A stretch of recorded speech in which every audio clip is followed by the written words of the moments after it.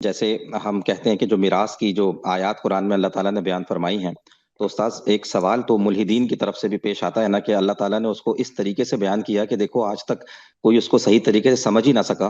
تو مطلب میں آپ سے اس لیے پوچھنا چاہ رہا ہوں کہ ہم اس سوال کو ٹیکل کر رہے ہوتے ہیں مختلف جگہوں پہ کہ ایسے بھی تو بیان کیا جا سکتا تھا کہ امت اتنے عرصے تک اس بارے میں غلط فہمی کا شکار نہیں رہتی۔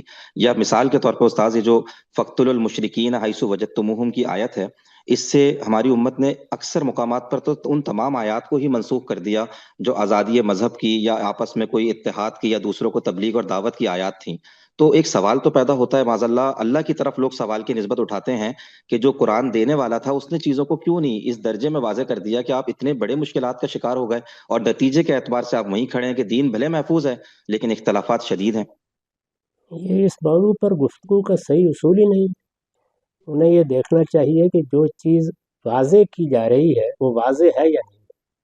انسان کو یہ فیصلہ کرنے کی صلاحیت اللہ تعالیٰ نے دی ہے۔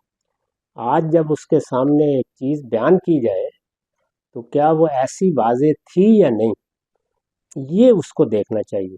وہ یہ بتائے کہ دیکھیے یہاں سے غلطی لگی ہے انسانوں کو، اسے بتانا چاہیے دیکھیے یہ چیز صحیح طریقے سے بیان نہیں ہوئی۔ جو چیز آج میری سمجھ میں آتی ہے آخر جی وہ ایسی واضح ہے کہ سمجھ میں آتی ہے، تو اس کا مطلب یہ ہے کہ وضو کا مسئلہ ہی نہیں، مسائل کہیں اور ہیں۔ تو یہ در حقیقت گریز و فرار کی صورتیں ہیں، اس کے سوا کچھ بھی نہیں۔ اس بحث میں ہر انسان کو توجہ دلانی چاہیے کہ وہ اپنے اوپر نگاہ کرے، کیا واقعتاً یہ چیز اس کے لیے مبہم ہے؟ اس نے اپنی قوت، صلاحیت، اپنا علم صرف کر کے واقعی اس نتیجے کو حاصل کیا ہے کہ مبہم ہے، یا محض لوگوں کی طرف دیکھ کر ایک تقریر کیے چلا جا رہا ہے؟ جب اتنے لوگوں کی سمجھ میں نہیں آئی تو یہ واضح کیسے ہو سکتی؟ بجائے خود یہ بات ہی غلط، یہ فیصلہ اس کو کرنا استاذ، استاذ بس آخر میں اگر آپ چند وہ وجوہات بیان کرتے ہیں کہ وہ کیا وجوہات ہوتی ہیں جس کی بنا پر یہ غلطی لگنے کے اسباب پیدا ہو جاتے ہیں۔ ہے۔ انسان کے تعصبات ایک ہی وجہ ہوتی ہے۔ تعصبات کوئی برا لفظ نہیں۔ ہم جب شعور کی آنکھ کھولتے ہیں تو تعصبات کے ساتھ ہمارا شعور ترتیب پاتا ہے۔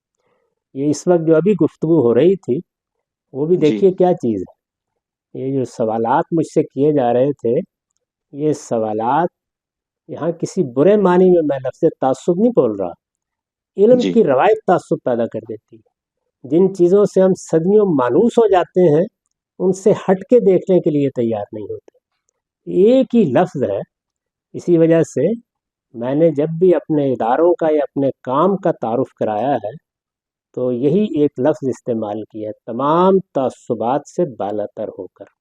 یہی انسان کا امتحان ہے۔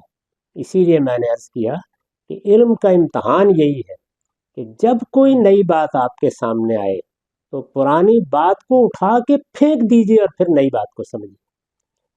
جب تک آپ اس کی زنجیر سے اپنے آپ کو آزاد نہیں کریں گے، آپ اصل میں اسی کے اندر رکھ کر چیزوں کو بار بار دیکھتے چلے جائیں گے اور کبھی راہ راست کو نہیں پا سکتے۔